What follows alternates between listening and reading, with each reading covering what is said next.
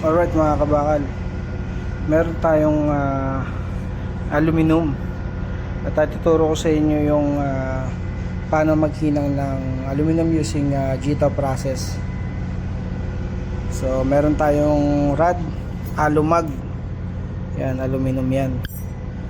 So ang setup natin, TIG machine, 100 amperes, tapos AC tayo, high frequency. Ayan, AC high frequency setup natin by level, yan, 100 amperes. So yun, kasi yung paghinang ng aluminum using TIG machine. Okay, TIG process.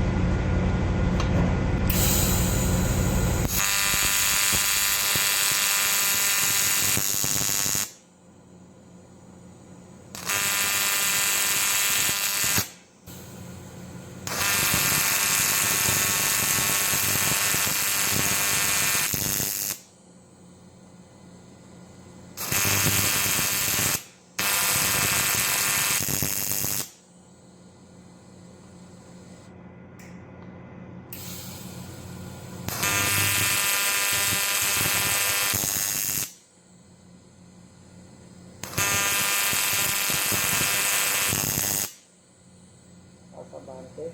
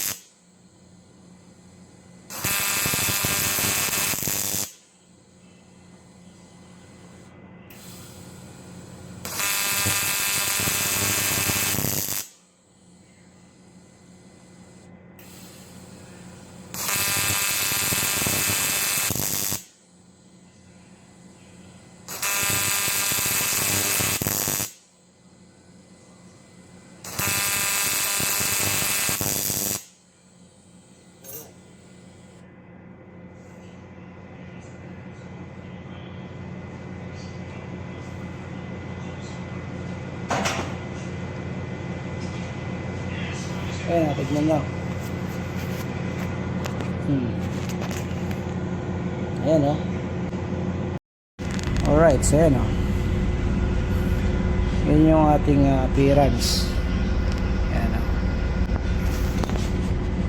Using TIG or gas tungsten arc welding, aluminum materials using alumag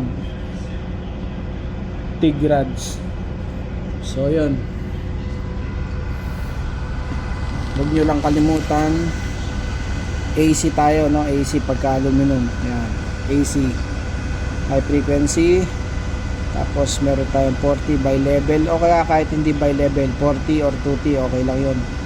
Amperes nyo, tataasan ninyo. Ako 100 ako, depende sa thickness ng materials natin. So yun lang.